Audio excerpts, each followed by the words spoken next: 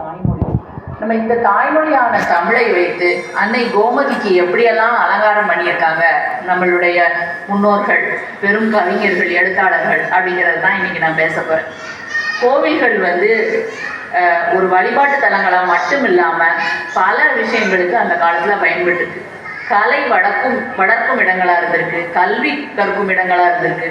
அன்னைக்கு கூட ஒரு பெரியவர், எங்கள் பேஷண்ட் வந்தவர் சொன்னார், நான் மணலூரில் படித்தேன், 5ஆம் வரைக்கும் எங்கள் கோயிலுக்குள்ளேயே ஒரு ஸ்கூல் இருக்கும், அது ஒரு சிறப்பான ஸ்கூலு மற்றும் கோயில், வந்து பாருங்கன்னு சொன்னார். அதே மாதிரி இப்போவும் விக்ரமசிங்கபுரத்தில் ஒரு சிவந்தியப்பர் கோயில் இருக்குது. அங்கே போய் பார்த்தீங்கன்னா இப்போவும் பாடசாலைன்னு சொல்லி ஒரு இடத்த குறிப்பிட்டிருப்பாங்க, அங்கே வகுப்புகள் நடக்கும். நம்ம கோயில்லையும் கூட பல ஆன்மீக வகுப்புகள்லாம் நடைபெற்றுக்கிட்டு இருக்கு அப்பப்போ. இப்போ இதே மாதிரி கலையை வளர்க்கவங்க, கல்வியை வளர்த்துருக்காங்க, ஆடல் கலைகள் எல்லாமே சிறந்து விளங்கியிருக்கு. நிறைய விஷயங்கள். இப்போ அவங்க ரெண்டு பேச்சாளர்களும் எனக்கு முன்னாடி பேசினவங்க அவ்வளோ அருமையாக பேசினாங்க. இதில் பல இடங்களில் பாடல்களை மேற்கோள் காட்டினாங்க. இப்போல்லாம் நம்ம இன்னைக்கு ஒரு நிகழ்ச்சிக்கு வந்திருக்கோம், இந்த கோயிலுக்கு வந்திருக்கோம்னா காலையில் ஒரு தடவை கோயிலுக்கு வரோம், சாயங்காலம் ஒரு தடவை வரோம். 2 தடவை வேறு ட்ரெஸ் போட்டிருக்கோம், 2யும் ஃபோட்டோ எடுத்து ஃபேஸ்புக்கில் போடுறோம். 20 வருஷம் கழித்து பார்த்தா கூட அந்த ஃபோட்டோ நம்ம இத்தனாம் தேதி கோயிலுக்கு போனோம்னு நமக்கு ஞாபகப்படுத்துது. அந்த காலத்தில் நிறைய ஆவணங்கள், நம்ம மக்கள் எவ்வளவோ பாரம்பரியமாக வாழ்ந்தாலும் நிறைய எழுதி வைக்காமல் போயிட்டாங்க. அப்போ இந்த பாடல்கள், இந்த கல்வெட்டுகள், இந்த சிற்பங்கள் வாயிலாக தான் அவங்களுடைய வாழ்க்கையை நம்ம தெரிஞ்சுக்க முடியுது. அப்படி வாழ்க்கை முறை எல்லாத்தையுமே அவங்க எழுதி வச்சுட்டு போயிருக்காங்க. அப்படி நம்ம ஆலயம் தொடர்பாக என்னென்ன இலக்கியங்கள் இருக்குது, என்னென்ன இருக்குங்கிறத இப்போ நான் உங்களுக்கு சொல்கிறேன். இப்போ நம்ம சிறுவர்கள், நம்மளுடைய மாணவர் செல்வங்கள் 2 பேரும் பேசும்போது உக்கிரபாண்டிய மன்னர் இதை கட்டினாரு அப்படின்னு சொல்லிட்டாங்க. நம்ம உக்கிரபாண்டிய மகாராஜாவுக்கு அந்த சிலை இருக்குது. அவருக்கு ஆலோசகராக இருந்த உமாபதி சிவாச்சாரியாருக்கும் சிவன் சன்னதியில் சிலை இருக்குது. இப்போ உக்கிரபாண்டிய மகாராஜா தான் எப்படி இந்த கோயிலை கட்டினாரு அப்படிங்கிறதுக்கு நமக்கு ரொம்ப ரொம்ப எதுவும் ஆதாரம் அப்படிங்கிறதே ரொம்ப கிடைக்கல. உக்கிரபாண்டியர் கட்டினாரு அப்படின்னு ஒரே ஒரு கல்வெட்டு செய்தி இத்தனாம் ஆண்டில் 1125ஆம் ஆண்டில் கட்டினாரு அப்படின்னு மட்டும்தான் இருக்கு. அப்போ நம்முடைய தல புராணம் அதை எழுதியவர், அவருக்கு அடுத்தடுத்து சில காலங்கள் கழித்து வந்த சீவலமார பாண்டியர் அப்படிங்கிற அரசர். அது நம்ம திருக்கோயில் நிர்வாகமே அந்த காலத்தில் வெளியிட்டிருக்கு. அது நமக்கு இணையத்தில் அப்படி பழைய பிரதியாக புக்காக கிடைக்கிது. அது நம்மளுடைய சைவ சித்தாந்த பேரவையினர் மறுபதிப்பு செஞ்சுருக்காங்க. அதை படிக்கும்போது நமக்கு ஒரு நிறைய தகவல்கள் கிடைக்குது. அப்போ அவர் என்ன எழுதியிருக்காரு, உக்கிரபாண்டிய மகாராஜா உக்கரன்கோட்டை, நம்ம மானூர் பக்கத்தில் இப்பயும் உக்கரன்கோட்டைன்னு ஒரு ஊர் இருக்குது, அங்கே ஒரு கோட்டையை அமைச்சு அதுக்கு காவல் அதிகாரியாக இருந்த ஒரு குறுநில மன்னர் தான் உக்கிரபாண்டியர். அப்போது அந்த உக்கிரபாண்டியர் எப்படி அங்கே ஆட்சி புரிஞ்சுக்கிட்டு இருக்காரு அப்படிங்கிறத சீவலமார பாண்டியர் ஒரு பாடலில் சொல்கிறார். அப்புறம் அவர் மாதம் போய் மதுரையில் மீனாட்சி அம்மன் கோயிலில் கும்பிடுறார். அப்போ அவர் கிளம்பி வர்றதையே ஒரு 4 பாட்டில் அழகாக வர்ணிச்சிருக்கார். அப்படி ஒரு நாள், ஒரு சுப நாளில் வரும் பொழுது நம்ம பெருங்கோட்டூர் பக்கத்தில் வர்றப்ப அப்படியே குன்று மாதிரி இருந்தவருடைய யானை உட்காந்துருச்சு. அந்த காட்சியை அழகாக விவரிச்சிருக்காரு. அப்போ பார்த்து இங்கே மணிகிரீவன் நம்ம புற்ற வெட்டுறார்.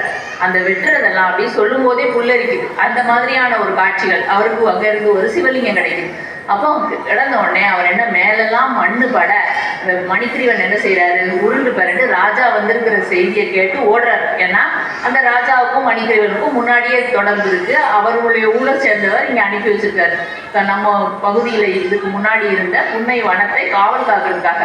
அப்போ அவர் ஓடி போய் சொல்கிற காட்சிகள் எல்லாமே நமக்கு இந்த பாடல் வழியாக தான் கிடைக்குது.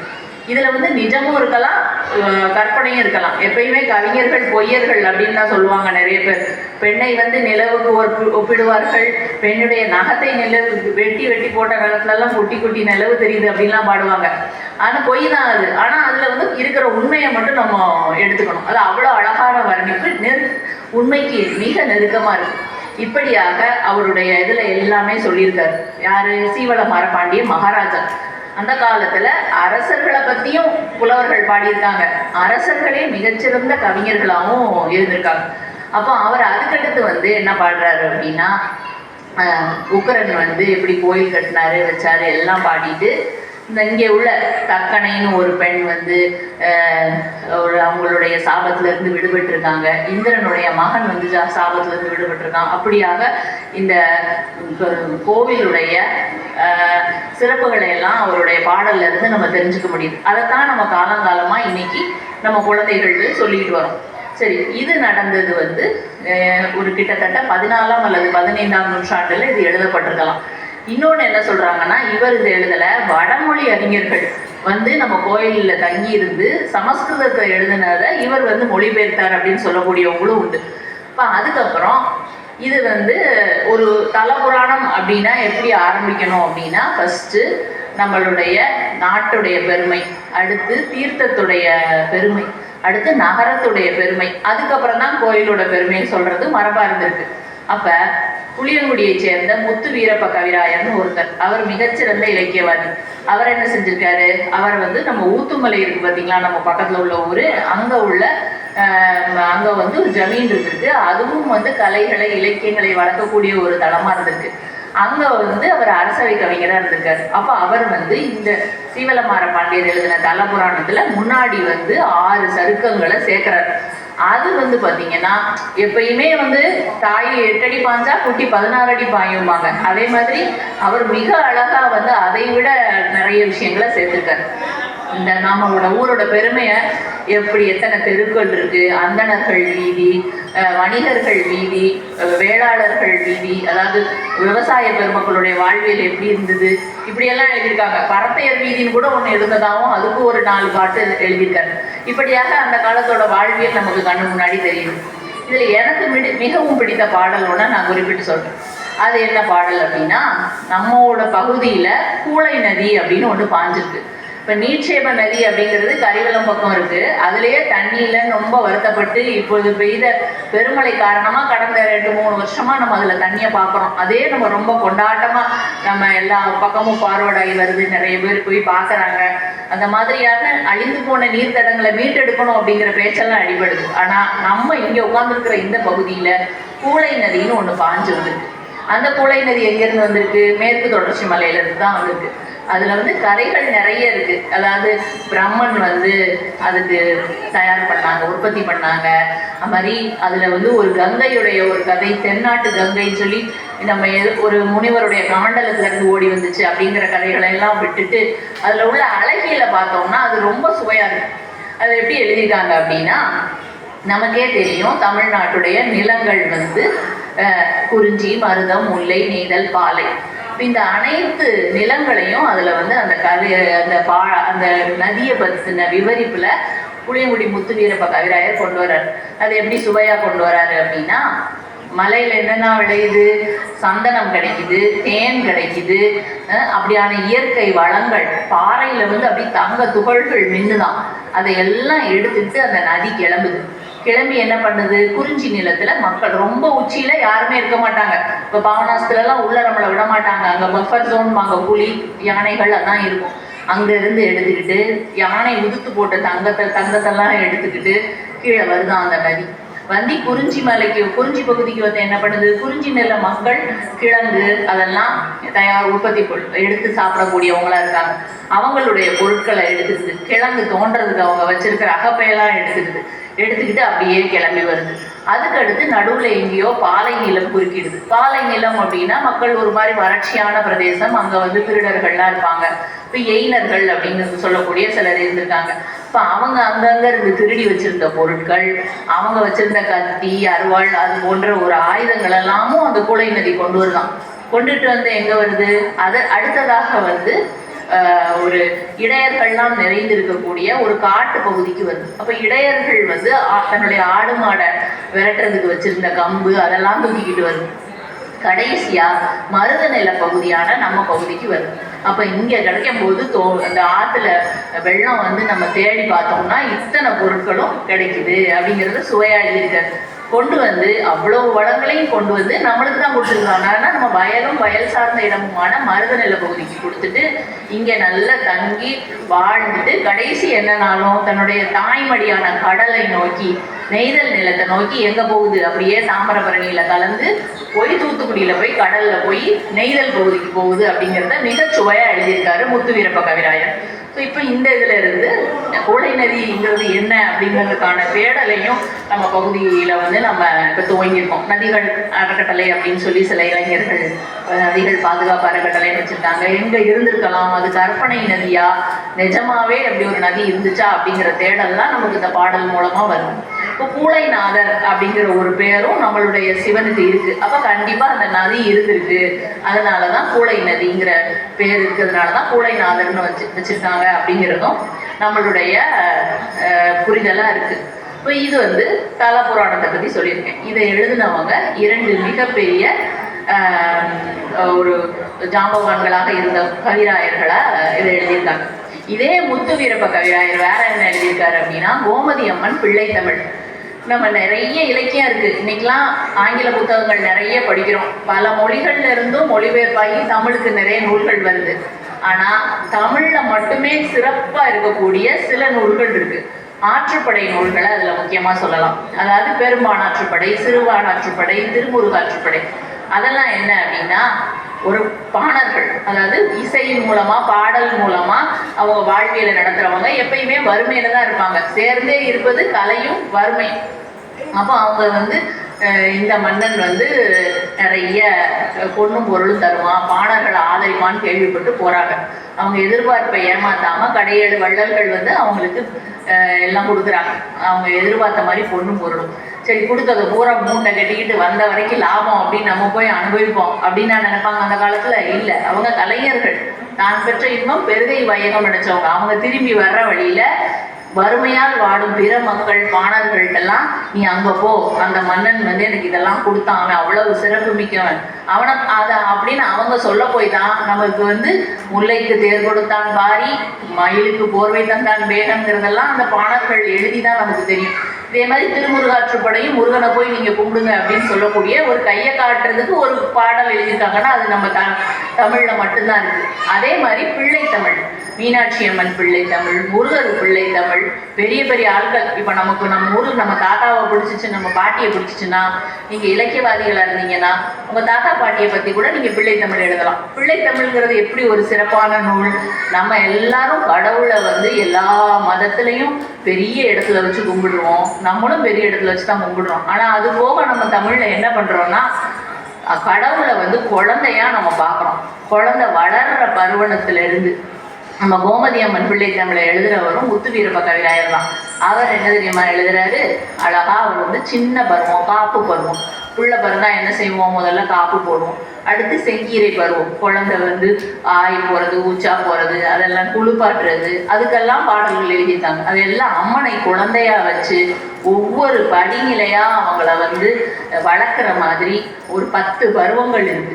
ஆண் கடவுள்களா இருந்துச்சுன்னா மொத்த 10 பருவங்கள்லையும் 7 பருவம் எல்லா 2 குழந்தைக்கும் ஒன்று தான். இப்போ வளர்க்கும் போது நம்ம 2 பிள்ளையும் ஒன்றா தானே வளர்க்குறோம். ஒரு பருவம் வந்த பிறகுதான் ஆணுக்கும் பெண்ணுக்கும் வேறுபாடு காட்டுறோம். அந்த மாதிரி தாள பருவம், அதாவது தாலாட்டு பாடுற பருவம், முத்த பருவம், அதுக்கப்புறம் வந்து குழந்தைய வந்து பருவம் அடைகிற வயசு, அம்மானை பருவம், ஊஞ்சல் பருவம், இப்படி ஒவ்வொரு பருவத்திலையும் நம்ம கோமதி அம்மனை வச்சு அழகா பாடியிருக்காரு முத்து வீரப்ப கவிராயர். அந்த அனைத்து பாடல்களும் இப்போ நம்ம படித்தாலும் புரியக்கூடிய அளவில் தான் ரொம்ப எளிமையாக எழுதியிருக்காரு. மீனாட்சி அம்மன் பிள்ளைத்தமிழ்னு இருக்குது. குமரகுருபரர் எழுதியிருக்கிறாரு. ரொம்ப மிகச்சிறப்பான முருகரை பற்றிய பிள்ளைத்தமிழ் நூல்கள்லாம் எழுதியிருக்காங்க. திருஞான சம்பந்தரை குழந்தையா வச்சு ஒரு பிள்ளைத்தமிழ் வந்துருக்கு. இப்படி எல்லாத்தையும் விட சுவை நிரம்பியதான் நம்ம கோமதி அம்மன் பிள்ளைத்தமிழ். அப்புறம் ஓவியாசிரியை அவர்கள் பேசும்போது பாரதியாரை பற்றி பேசினாங்க. பாரதியார் வந்து அங்கங்கெல்லாம் சுற்றிட்டு, நம்ம பக்கத்து ஊருக்கார் நான் எட்டயபுரம், அவர் வந்து கோமதி மகிமை அப்படின்னு பாடியிருக்கார். இது சிறப்பான நூல்கள் எல்லாம் பார்த்தீங்கன்னா முற்று பெறாமல் முடிஞ்சிடும். ஒருவேளை அவங்களே பாடி விட்டுட்டாங்களா, இல்லை அவங்க பாடின அவங்க எழுதின கை பிரதிகள் வந்து நமக்கு முழுமையாக வந்து சேரலையா அப்படிங்கிறது தெரியல. அவன் வந்து கோமதியை பற்றி அவ்வளவு சிறப்பாக பாடுறார். நம்ம சிறுவர்கள் சொன்னாங்களே சங்கன் பதுமன் அவங்கள பற்றியெல்லாம் அதில் இருந்து ஆரம்பிக்கிறாரு. நம்ம சீவலமார பாண்டியர் எழுதினதை ரொம்ப எளிமைப்படுத்தி இன்னும் கொஞ்சம் அழகியலோடு எழுதி பாதியில் தான் நமக்கு கிடச்சிருக்கு. அதை இப்போ நமது பக்தர்களில் ஒருவரான சாஸ்தா ராஜகோபால்னு ஒருத்தர், நான் வந்து பாரதியாரை மாதிரியே யோசித்து அதை முடிக்கிறேன் அப்படின்னு சொல்லி இன்னும் சில பாடல்களை சேர்த்து முடித்து அவரும் அதை வந்து ஒரு தொகுப்பாக வெளியிட்டிருக்கார். இப்படியாக இறைவனை பற்றி பாடுறதுக்கு நமக்கு நிறைய விஷயம் கிடைச்சிக்கிட்டே இருக்கு.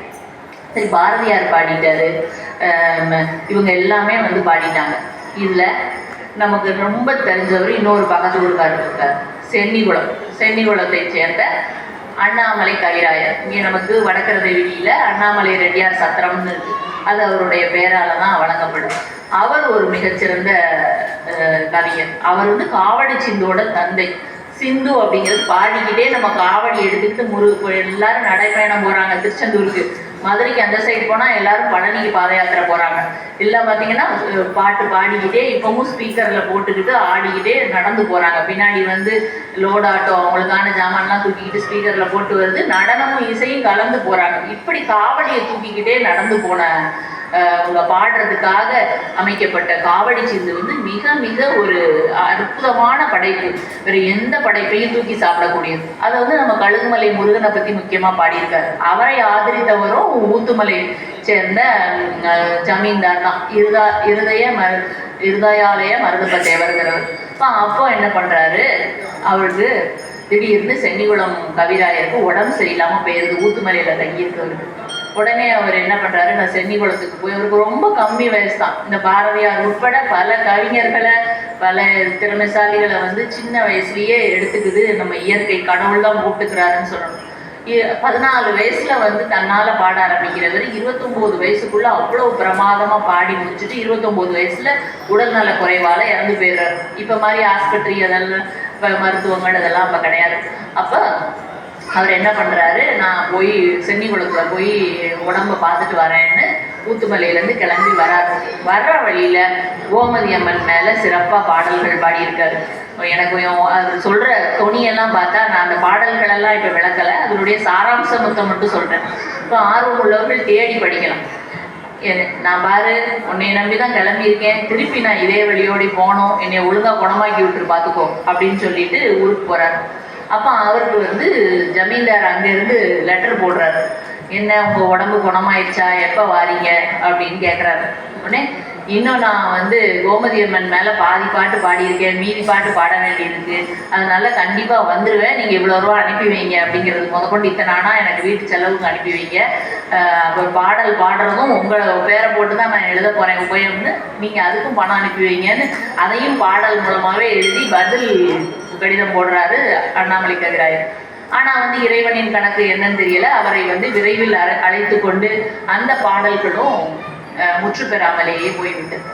இப்போ இதெல்லாம் சொல்லிட்டு வரும் பொழுது ரெண்டு சுவாரஸ்யமான சம்பவங்களை கட்டாயம் சொல்லணும். இப்போ நம்ம வீட்டிலே பார்த்துருக்கோம், அம்மாட்டனா ஒரு மாதிரி நடந்துக்கிடுவோம், அப்பாட்டனா ஒரு மாதிரி நடந்துக்கிறோம். அப்பா வந்தா அப்பா வராங்கன்னு அலர்ட்டாக இருக்கும். இப்போ அப்பாட்ட ஏதாவது ஒன்று கேட்கணும்னா, அப்பா ஸ்கூலில் டூர் கூப்பிட்டு போகிறாங்கப்பா ப்ளீஸ்ப்பா போட்டுமா அப்படின்னு கேட்போம். இதே அம்மாட்டனா, ஏம்மா நான் என்ன செய்வே எது செய்வே தெரியாது, நான் காலையில் 8 மணிக்கு நான் போகணும், எனக்கு காலையிலேக்கு இந்த சாப்பாடு மத்தியானத்துக்கு இந்த சாப்பாடு இதெல்லாம் ரெடி பண்ணி வச்சிடுறேன் அப்படின்னு நம்ம வந்து உரிமையாக கேட்போம். அப்படித்தான் நம்மளுடைய பெண் தெய்வங்கள்ட்டையும் நம்ம கேட்குறோம். நீங்களே யோசிச்சு பாருங்க, விறுவிறுன்னு வரோம், எல்லா சன்னதியும் கொண்டுட்டு சாமி சன்னதியில் போய் ஐயா பார்த்து செய்யி, நான் ரொம்ப கஷ்டப்படுவேன் அப்படின்னு வேண்டுவோம். அப்புறம் அப்படியே சுற்றிட்டு அம்மன் சன்னதிக்கு வரையில நம்ம ரிலாக்ஸ் ஆயிடுவோம். இந்த பாரு நான் எப்படி பட்டவன், எவ்வளவு கஷ்டப்பட்டேன், உன்னை நம்பி தானே இந்த தொழிலில் இறங்கியிருக்கேன், உன்னை நம்பி தானே 2 பிள்ளை கற்றுருக்கேன், நீ இப்படி செய்யலாமா அப்படின்னு உரிமையாக கேட்போம். இப்படி பெண் தெய்வங்கள்கிட்ட நம்ம தாய் மாதிரி நினச்சி நம்ம உரிமையாக கேட்கக்கூடியவங்க நம்ம. அதைத்தான் நம்ம திருநெல்வேலியை சேர்ந்த சொக்கநாதர் பிள்ளை அப்படிங்கிறவர் என்ன பண்ணியிருக்காரு, கோழிக்கு தெரிந்தது கோமதிக்கு தெரியாதா அப்படின்னு சாமிகிட்டே கேள்வி கேட்குறாரு. அவர் எப்படி கேட்குறாரு அப்படின்னா, அது சுவையான பாடல் அப்படிங்கிறதுனால அதை மட்டும் நான் வந்து விரிவாக சொல்கிறேன். கேடா வரும் யமனே கிட்ட வராதே தூரப்போடா என்று ஓட்டி உந்தன் பொற்கமல தாழ் நிழல் கீழ் வாடா என அழைத்து வாழ்வித்து மாய் அம்மா உன்னை கூடாது என்று யார் தடுப்பார், கோமதி தாய் ஈஸ்வரியே. எப்படி வந்து ஒரு கோழி வந்து தன்னுடைய குஞ்செல்லாம் ஒரு கழுகு துரத்திட்டு வருது, அந்த கழுகு வந்து தன்னோட கோழி குஞ்சை பிடிக்க வருது. அப்போ தன்னுடைய சிறகுகளை வச்சு அந்த கோழி குஞ்சுகளை மூடிக்கிட்டு ஓடி போயிரு கழுகை அப்படின்னு சொல்லி எப்படி ஒரு கழுகை எதிர்த்து அந்த கோழி கொக்கரித்து சண்டை போடும். அதை மாதிரி என்னை துரத்த வருகிற யமனை போடா, என் பிள்ளைகிட்ட வராத அப்படின்னு சொல்லிட்டு உன்னுடைய சிறகுகளுக்கு கீழே வச்சு அரவணைக்க வேண்டிய கடமை உனக்கு இல்லையா கோமதி தாய் ஈஸ்வரியே? கோழிக்கே தெரிஞ்சிருக்கு, கோமதிக்கு தெரியாதா அப்படின்னு அவர் கேட்டிருக்காரு. அது அப்படியான பல சுவை மிகுந்த பாடல்களை நம்ம கோமதி அம்மனை வந்து ரொம்ப உரிமையாக வச்சு கேட்டிருக்காங்க. அப்புறம் பாம்பாட்டி சித்தர் நமக்கெல்லாம் தெரியும். அவர் சித்தர், பல சித்து வேலைகளை செய்தார். அவர் வந்து நம்மளுக்கு பக்கத்தில் இருக்காரு, வேண்டுனது நடக்கும் அப்படிங்கிற ஒரு விஷயம்தான் தெரியும். ஆனால் அவர் ஒரு மிகச்சிறந்த இலக்கியவாதி. இலக்கியவாதின்னா எப்படி அப்படின்னா, வெறும் கஷ்டமான விஷயத்தையும் சீரியஸான விஷயத்தையும் மட்டும் பேசுகிறவர் இல்லை. அந்த நாட்களிலேயே கிட்டத்தட்ட அவரும் வந்து ஒரு 5ஆம் நூற்றாண்டு 6ஆம் நூற்றாண்டு காலத்தில் இருந்திருக்காரு. அதுக்கப்புறம் 10ஆம் நூற்றாண்டுக்கு அப்புறம் வந்தது 12ஆம் நூற்றாண்டுன்னு சொல்கிறவங்களும் இருக்காங்க. அப்போ உள்ள வாழ்வியல் முறை, பேச்சு முறை அதெல்லாம் எப்படி அப்படிங்கிறதையும் அவர் பாடல்கள்ல இருந்திருக்கலாம். அவர் பாம்பாட்டி சித்தர்னு ஏன் பேர் வந்ததுன்னா, அவர் வந்து ஒரு நவரத்ன கல்ல தேடி போன பாம்பை தான் அவர் பாம்புக்கு வந்து நவரத்ன கப்பும் அப்படிங்கிறது காலங்காலமாக இருக்கிற நம்பிக்கை. அப்படிதான் நிறைய சினிமாலெல்லாம் பார்த்துருக்கோம், கதைகளில் படிச்சிருக்கோம். ஆனால் அப்படி ஒரு நவரத்ன பாம்பை கக்கக்கூடிய பாம்பு இருக்கு அப்படின்னு சொல்லி அவர் தேடி தேடி போயிருக்காரு. அப்போ அவர் வந்து இன்னொரு சாட்டை முனி சித்தருங்கிறவரை பார்த்துருக்காரு. அவர் வந்து இதெல்லாம் சாதாரண விஷயம்டா, உனக்குள்ளேயே இருக்கிற குண்டலினி அப்படிங்கிற சக்தி தாண்டா பாம்பு அப்படின்னு சொல்லி புரிய வச்சிருக்காரு. அப்புறம் இவர் வந்து அதனால தான் இவருக்கு பாம்பாட்டி சித்தர்னு ஒரு பேர் வந்துச்சு அப்படின்னும், அவருடைய பாடல்கள் நிறைய கிடச்சிருக்கு. அவரோட பாடல்கள் 145 பாடலுக்கு மேலே கிடச்சிருக்கு. இணையத்தில் தேடினீங்கன்னா அவ்வளோ முத்து முத்தாக இருக்கும். இப்போ அதுலேயும் எல்லா பாட்டுலையும் ஆடு பாம்பேன்னு முடிச்சிருக்காரு. நமக்கு சினிமா பாட்டு தெரியும், ஆடு பாம்பே விளையாடு பாம்பே. இங்கே 30-40 வயசு தாண்டினவங்கெல்லாம் என்ன செய்வோம், அந்த பாட்டுக்கு சின்ன பிள்ளையில டான்ஸ் ஆடிருப்போம். ஆடு பாம்பேன்னு ஸ்கூலில் டான்ஸ் ஆடிருப்போம். அந்த ஆடு பாம்பேன்னு முடிச்சதுனாலையும் அவருக்கு பாம்பாட்டி சித்தர்னு பேர் வந்திருக்கலாம் அப்படின்னு சொல்கிறாங்க. இப்போ இருவர் மண் சேர்த்திட ஒருவர் பண்ண ஈரைந்து மாதமாய் வைத்த சூளை அருமையாய் இருப்பினும் அந்த சூளை அரை காசுக்கு ஆகாதென்று ஆடு பாம்பே. கணவன் மனைவியுமா சேர்ந்து ஒரு கர்ப்பத்தில் ஒரு வளர்த்த ஒரு குழந்தை எவ்வளவு ஆட்டம் ஆடினாலும் அது கடைசியில் 5 காசுக்கு பிரயோஜனம் இல்லை அப்படிங்கிற ஒரு தத்துவ நெறி அதில் சொல்கிறாங்க. அது மாதிரி நம்ம அப்போ என்னென்ன தொழில்கள்லாம் நம்ம ஊரில் இருந்திருக்கு அப்படிங்கிறத பாம்பாட்டி சித்தரோட பாடல்களில் தெரிஞ்சுக்கலாம். கண்ணான் குகையிலே கான்மரிப்போம், கரிமான் உலையிலே தீயை மூட்டுவோம். அப்போ நம்ம வெல்டிங்லாம் இருக்குது, பட்டறை இரவு வேலைகள் செய்கிறாங்க, அதெல்லாமும் அந்த காலத்தில் இருந்திருக்கு. இப்போ அப்போவே வந்து சாதி மத பேதத்துக்கு எதிராக கொடி பிடிச்சவர் பாம்பாட்டி சித்தராக இருந்திருக்கார். சமய பேதம் பலமான சாதி பேதங்கள் ஜகத்தோர்க்கே அல்லாது சாதுக்களுக்கோ, மக்களுக்கு தான் சமயம் சாதி பேதம் எல்லாம், சாதுக்கள் இறைவனுக்கெல்லாம் அது கிடையாது அப்படின்னு சொல்லி அவர் சொல்கிறார். இப்போ நம்ம ஊரில் வந்து பிரபலமாக பன்னெடுங்காலமாக வந்து நெசவு தொழில் இருந்துக்கிட்டு வந்திருக்கு. அதையும் அவருடைய பாடல் மூலமாக தெரியலாம். வடக்கும் கிழக்குமாக நூலை இழைப்போம் மற்றும் சுழலிலே பாவு பூட்டுவோம், நடக்கும் வழியினிலே உண்டை சேர்ப்போம், நடவா வழியினிலே புடவை நெய்வோம் அப்படின்னு நம்மளுடைய ஊரில் நெசவாளர்கள் எப்படியெல்லாம் தறி நெசவு செஞ்சாங்க அப்படிங்கிறதையும் ரொம்ப அழகாக பாடியிருக்கார். இதெல்லாம் நம்ம ஊரை சுற்றி உள்ள இலக்கியவாதிகள் கோவிலை வைத்து பக்தியை வைத்து அவங்க எப்படியெல்லாம் அவங்களுடைய கருத்தெல்லாம் சொன்னாங்க அப்படிங்கிறத சொல்லிட்டேன். கடைசி ரொம்ப ரொம்ப ஒரு சுவாரஸ்யமான ஒரு சம்பவம். கடைசி இந்த மீட்டிங்கில் பேசுங்கன்னு சொல்லி நம்ம கோயில் நிர்வாகத்திலேருந்து தொடர்பு கொண்டு சொல்லும்போது இந்த ஒரு நிகழ்வு தான் எனக்கு இந்த தலைப்பையே அழகு தமிழும் அன்னை கோமதியும் அப்படிங்கிற தலைப்பையே கொடுக்கறதுக்கு தூண்டுச்சு. அதுக்கு காரணம் என்னன்னா, ஒரு பாடல் இறைவனே பாடிய வெண்பா அப்படின்னு ஒரு தலைப்பில் நான் ஒரு கட்டுரை எழுதியிருக்கேன். அதுக்கான மூலம் வந்து ஊவே சுவாமிநாத ஐயர், தமிழ் தாத்தா நமக்கெல்லாம் தெரியும். சுவடிகள், ஓலைச்சுவடிகளை வீடு வீடாக ஊர் ஊராக அலைஞ்சு தமிழில் சில வீட்டில் அடுப்பெரிச்சது போக மிச்சத்தெல்லாம் அள்ளிட்டு வந்து அதை வந்து தமிழ் படுத்தி ஆவணப்படுத்தி வச்சு நம்ம தமிழுடைய அரும்பெரும் பொக்கிஷங்களையெல்லாம் மீட்டு தந்தவர் ஊவேசா. அவர் நம்ம கோயிலில் வந்து நம்ம கோயில் அலுவலகத்தில் கேட்பாரென்று கிடந்த ஓலைச்சுவடிகளை எடுத்து கண்டுபிடிச்ச செய்தி தான் இந்த செய்தி. இது என்ன செய்தி அப்படின்னா, ஒரு தடவை நம்ம சங்கரன் கோயிலுடைய உற்சவ மூர்த்தி காணாமல் போயிடுச்சு. அப்போ என்னென்னா, நாயக்க மன்னர்களுடைய காலகட்டம். நாயக்க மன்னர்கள் சில தங்களுக்கு கீழே தளவாய் முதலியார்லாம் சொல்லுவாங்க, தளவாய்களை வச்சு அங்கங்கே வேலைக்கு வச்சுருந்துருக்காங்க நம்ம நிர்வாகத்துக்காக. அப்போ ஆரே அழகப்ப முதலியாருங்கிறவர் திருநெல்வேலியிலேருந்து நம்ம சங்கரன் கோயில் பகுதி எல்லாத்தையும் ஆட்சி புரிஞ்சுட்டு இருக்காரு. அதுக்கு உட்பட்ட ஒரு ஜமீன் தான் சொக்கம்பட்டி ஜமீன். இந்த ஜமீன்கள் வந்து இலக்கியத்தை ஆதரிச்சிருக்காங்க. இப்போ சொக்கம்பட்டி ஜமீனில் பொன்னம்பலனார் அப்படின்னு சொல்லிட்டு ஒரு புலவர் இருந்திருக்கார். அப்போ இதெல்லாம் இருந்துக்கிட்டு இருக்க காலத்தில் திடீர்னு ஒரு நாள் சங்கரன் கோயிலில் உள்ள உற்சவமூர்த்தி சிலை காணாமல் போயிடுச்சு. இப்போ எல்லாத்துக்கும் பதட்டம். இப்போ செய்தி வந்து திருநெல்வேலிக்கு போகுது, ஆரே அழகப்ப முதலியாருக்கு. உடனே அவர் என்ன சொல்கிறாரு, என்ன என் ஆட்சிக்கு கீழே இருக்கக்கூடிய நம்ம மிகப்பெரிய ஆலயமான சங்கரன் கோயிலில் சாமியை காணுமா, உற்சவ மூர்த்தியை, அப்போ நான் வந்து சாப்பிட மாட்டேன், அந்த மூர்த்தி உற்சவ மூர்த்தி கிடைக்கிற வரைக்கும் சாப்பிட மாட்டேன்ட்டு உண்ணாவிரதம் இருக்கார். அப்போ இந்த செய்தி தெரிஞ்சவங்கெல்லாம் அவர்கிட்ட போய் என்ன சொல்கிறாங்க, நம்ம பொன்னம்பலனார்னு ஒருத்தர் இருக்கார், அவர் ரொம்ப கெட்டிக்காரர், இலக்கியத்துலேயும் வந்து ரொம்ப சிறந்தவர், அவரை கூப்பிட்டு நீங்கள் அனுப்புங்க அப்படின்னோடனே அவரை கூப்பிட்டு அனுப்பி நீங்கள் தான் பொறுப்பு, எப்படியாவது இதை கண்டுபிடிக்கணும் அப்படின்னு சொல்கிறாங்க. அப்போ எல்லா பக்கமும் எல்லாரும் விசாரிக்கிறப்ப செண்பகக்கண் நம்பி அப்படின்னு இந்த ஊரை சேர்ந்த ஒரு ஆளையும் காணாமல் போயிட்டார். அப்போ அவர் தான் இந்த சிலையை தூக்கி இருக்கணும் அப்படின்னோடனே செண்பகக்கண் நம்பியை இங்கே பார்த்தேன் அங்கே பார்த்தேன்னு சொல்லி கடைசியாக அந்த சிலை எங்கே இருக்குது அப்படின்னா ராமநாதபுரம் சமஸ்தானத்தில் சேதுபதி மன்னர் ஆட்சிக்கு உட்பட்ட இடத்துல உத்தரகோசமங்கைன்னு ஒரு ஊர் இருக்குது. அங்கே தான் நடராஜர் மிகச்சிறப்பாக மரகத நடராஜர் வருஷத்துக்கு ஒருக்க நாளைக்கு மட்டும்தான் அதோட காப்பை எடுப்பாங்க.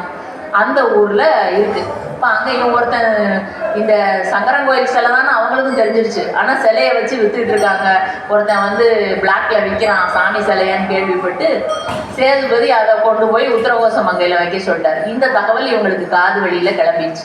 அந்த ராமநாதபுரம் சேதுபதி பயங்கர ஸ்ட்ரிக்டான ஆள், யாரையும் சாமானியமாக பார்க்க மாட்டார்.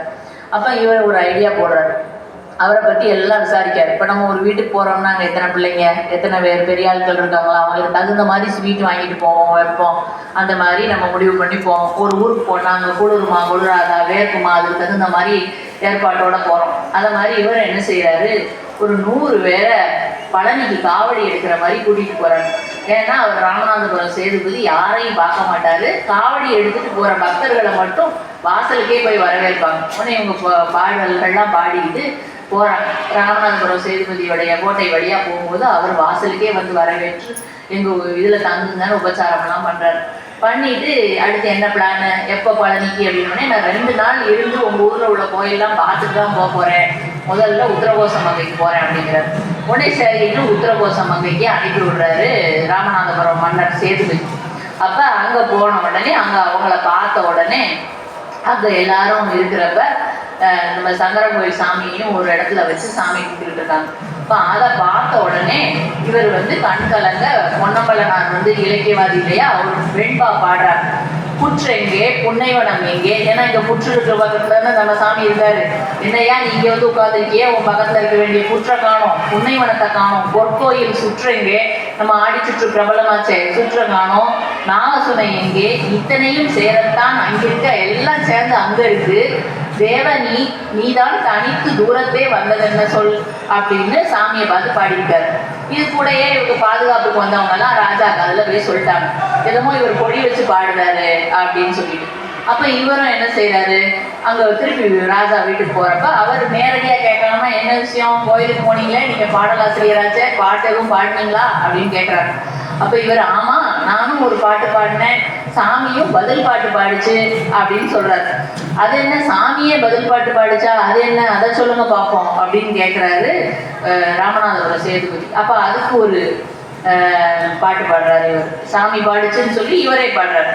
வெள்ளுவோமோ சீராசை விட்டு வீடு விட்டு, அதாவது நம்ம ஊருக்கு வந்து எப்படி கூளை நதி கூளை நகர்னு பேர் இருக்கிற மாதிரி சீராசைபுரம் ஸ்ரீராஜபுரம்ங்கிற மாதிரி பேர் இருக்கு. சீராசை விட்டு வீடு விட்டு காடுதனில் நள்ளிருளில் செண்பகக்கண் நம்பியான், அதான் களவாண்டு போனான், இந்த செண்பகக்கண் நம்பியான் மெல்லவே ஆடு எடுக்கும் கல்வரை போல, எப்படி ஆடு களவாண்டு போவாங்க நைட்ல திருடங்க, அவங்கள மாதிரியே வந்து அந்த செண்பகக்கண் நம்பி ராத்திரி இருட்டில் என்னைய பயப்படாம அஞ்சாது எம்மை கரிசற்காடு தோறுமே இழுத்த கால், போற வழி பூரா கரிசக்காடு, நம்ம கோயில்பட்டி வழியாக தான் ரோட்டில் தான் போயிருக்காப்புல ராமநாதபுரத்துக்கு.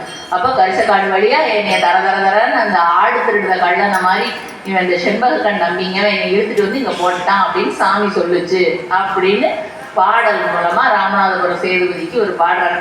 பாடிட்டு பயந்துட்டே நிற்காரு, ஏன்னா அவர் கோவக்காரரு. அவர் ஊரில் போய் இப்படி நம்ம ரொம்ப பாட்டு பாடுறோம் டைலாக்லாம் பேசிக்கிட்டு இருக்கோம், தலையிலே வெட்டினாலும் வெட்டி போடுவார் அப்படின்னு வெயிட்டிங்கில் இருக்காரு. ஒரு நிமிஷம் தாமதிக்கிறாரு ராமநாத சேதுபதி. அவர் ரொம்ப இசை ஆர்வம் உள்ளவர், நேர்மையானவர். ஹஹஹஹான்னு பெரும் குரல் எடுத்து சிரிக்கிறார். அப்புறம் தான் இவங்களுக்கெல்லாம் நிம்மதி வந்துச்சு. தோளில் தட்டி ரொம்ப சிறப்புப்பா, ரொம்ப அருமை, நல்ல பாடி, எவ்வளவு டெக்னிக்காக என்னையவே கவர் பண்ணி நீ வந்து உன்னுடைய கோரிக்கையை சொல்லிட்ட அப்படின்னு சொல்லிட்டு நீ வந்து சகல மரியாதைகளுடைய நம்ம சங்கரன் கோயில் உற்சவமூர்த்தியை உங்கள் ஊருக்கே கூட்டிகிட்டு போங்க அப்படின்னு மதுரை வழியாக அனுப்பி வைக்க. அப்போ இந்த செய்தி ஆரை அழகப்ப முதலியாருக்கு தெரிவித்து இவர் சாப்பிடாமல் இருக்கவர் உண்ணாவிரதத்தை முடிச்சுட்டு இவர் ஒரு படையை திரட்டிக்கிட்டு இங்கே இருந்து போகிறாரு. அது நம்ம தொலைந்து போன சங்கரநாராயண சங்கரலிங்கனாருடைய உற்சவமூர்த்தியை மீட்க திருமங்கலம் மதுரை ஓட்டு திருமங்கலத்தில் வந்து சந்தித்து அதை வரவேற்று திருப்பி கூட்டிகிட்டு வந்து மறுபடியும் நம்ம திருக்கோயிலில் வந்து அவங்க எல்லாம் ஸ்தாபிச்சிருக்காங்க. இப்படியாக ஒரு கலை இலக்கியம் வந்து எந்த அளவுக்கு அந்த நாளில் கொண்டாடப்பட்டிருக்கு. ஒரு அடிதடி வெட்டுக்குத்து 2 பெரிய போரில் முடிய வேண்டிய விஷயத்த கூட 2 வெண்பா 4 வரியில் முடிச்சு வச்சிருக்காங்க அப்படிங்கிறதெல்லாம் பார்க்கும்பொழுது ரொம்ப பிரமிப்பாக இருக்கு. அந்த விஷயங்களெல்லாம் நம்ம இன்னும் காலந்தோறும் தொடரணும்.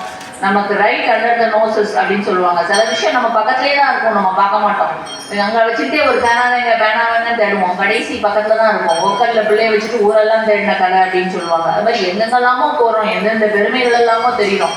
ஓவியம் சிற்பம் பற்றி அவங்க அழகழகாக சொன்னாங்க. நம்ம கோயிலில் இருக்கிறது இப்போ எல்லாருமே போய் அவங்க சொன்ன சீன பயணியோட சிற்பம் எங்கே இருக்குது எல்லாமே நம்ம பார்ப்போம். எனக்கே அந்த டெலிவரி ஆகிற சிற்பத்தை சங்கரராமன் சார் தான் ஒருத்தர் காட்டினாங்க. அதை நான் 4 பேருக்கு காட்டிட்டேன், 10-15 பேருக்கு காட்டியிருக்கேன் நான் அந்த சிற்பத்தை.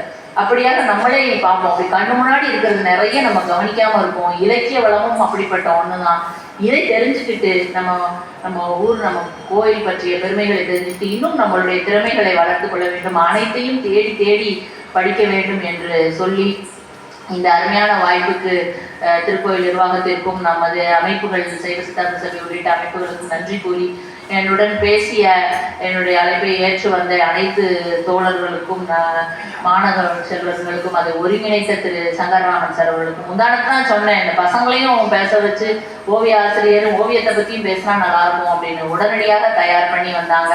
கோவில்பட்டியிலிருந்து திருமதி ராஜலட்சுமி அவர்கள் வந்திருக்காங்க. அதனால் இது ஒரு கலந்துரையாடல் மாதிரி அமைஞ்சு பல பேருடைய சிந்தைகளை குளிர்வித்திருக்கும், பல புதிய வாசல்களை திறந்து வைத்திருக்கும் உங்கள் சிந்தனையில் என்று சொல்லி நம்புகிறேன் என்று சொல்லி மீண்டும் ஒரு முறை நன்றி கூறி விடைபெறுகிறேன். நன்றி, வணக்கம்.